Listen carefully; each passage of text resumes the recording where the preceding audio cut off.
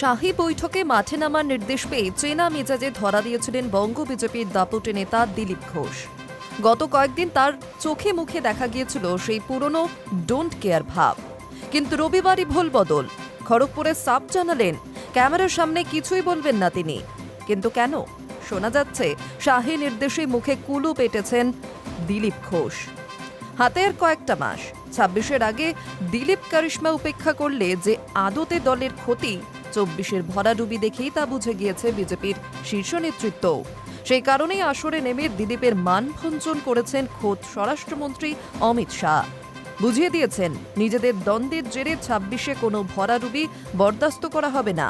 বাংলায় বিজেপির সরকার গঠন করতে একসঙ্গেই লড়তে হবে। এদিকে শাহী বার্তা পেয়ে ফের চাঙ্গা দিলীপ।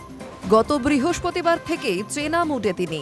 ওই দিনই বলেছিলেন মন্দির মসজিদ ইস্যু ভোটের ফলাফলে কোনো প্রভাব ফেলে না। ২০২৪-এর লোকসভা ভোটে ফৈজাবাদে বিজেপির পরাজয়ের কথাও মনে করিয়েছিলেন তিনি। শোনা যাচ্ছে দিলীপের এহেন মন্তব্য মোটেই ভালোভাবে নেয়নি বিজেপির শীর্ষ নেতৃত্ব।